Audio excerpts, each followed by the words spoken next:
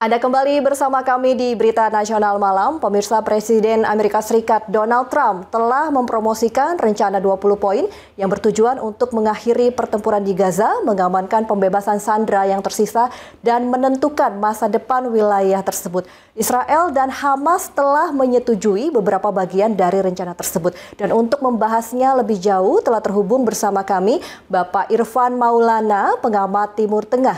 Halo, selamat malam Pak Irfan. Selamat malam, Selamat malam. Ini mau Pak atau Kang nih dipanggilnya nih Pak? Bas.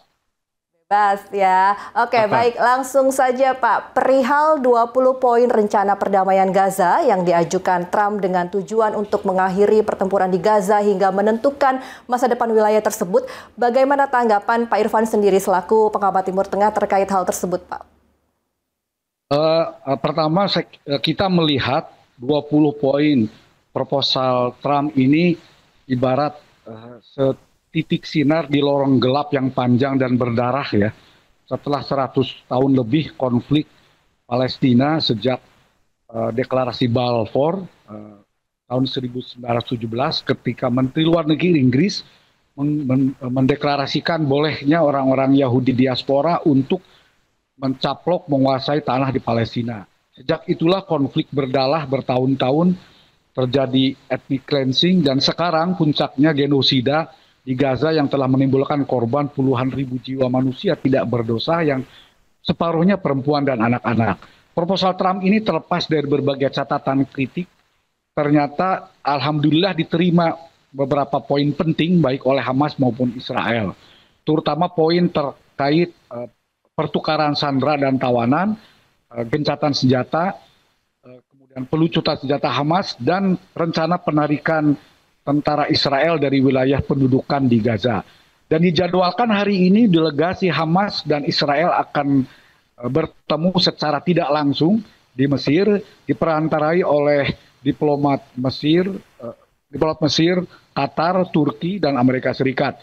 Kita harapkan dalam pertemuan yang akan dimulai hari ini tercapai kesepakatan mendasar, terutama penghentian agresi Israel, penghentian tindakan brutal yang terus-menerus membantai penduduk sipil di Gaza, kemudian diikuti oleh pertukaran sandera dan tawanan, diikuti dengan pelucutan senjata Hamas dan penarikan total tentara Israel, serta pembentukan pemerintahan transisi. Oke, baik. Terkait transisi tersebut itu kan nanti akan dibentuk dan dipimpin Trump juga bersama sejumlah kepala negara lain. Nah, menurut Bapak apakah ini akan menguntungkan Palestina atau tidak? Mengingat Trump sendiri juga kan diketahui berpihak pada Israel ya. Koreksi jika salah saya, Pak. Betul, bahwa pemerintahan Trump ini mungkin pemerintahan Amerika paling pro-Israel sepanjang sejarah pemerintahan Amerika. Tetapi genosida yang terjadi di Gaza ini sudah sedemikian rupa membuka mata dunia dan menyebabkan kemarahan dunia ya.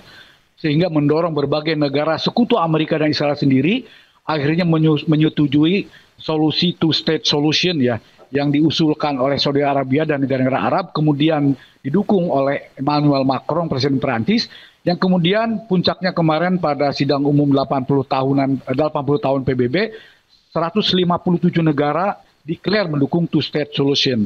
Sementara ini Israel dan sejumlah negara menolak, termasuk Amerika Serikat. Tapi kan desakan global ini sedemikian rupa yang diikuti oleh pandangan publik opini dunia. Bahkan di Amerika Serikat sendiri, survei-survei terkini di Amerika menunjukkan bahwa opini publik Amerika semakin kritis mengecam Israel. Bahkan hari Senin kemarin, The Washington Post itu merilis survei terkini bahwa 60% warga Yahudi Amerika sendiri menilai Israel melakukan kejahatan perang.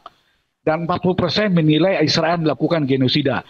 Jumlah sentimen negatif ini lebih tinggi lagi di kalangan warga Amerika non-Yahudi. Intinya bahwa publik Amerika sendiri makin kesini makin keras mengecam tindakan brutal Israel, termasuk di kalangan pendukung Donald Trump sendiri ya, kalangan konservatif pendukung Partai Republik dan evangelikal Protestan Amerika yang selama ini loyal solid mendukung Israel, saat ini mulai terbelah dan sebagian besar sudah mulai menunjukkan sikap kritis terhadap pemerintah Amerika sendiri yang selama ini tanpa reserve selalu mendukung tindakan Israel.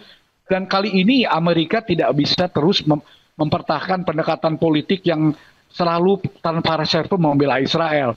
Dan Donald Trump sendiri mengakui keadaan tersebut. Dan perubahan sikap ini juga terjadi setelah serangan Israel ke Doha, Qatar kemarin yang menimbulkan kemarahan negara-negara Arab, sekutu Amerika sendiri, bahwa ternyata Amerika kalau terbukti tidak bisa menjamin keamanan negara Arab sekutu Amerika sendiri. Sampai muncul ide berdirinya aliansi militer ala NATO-nya negara-negara Arab.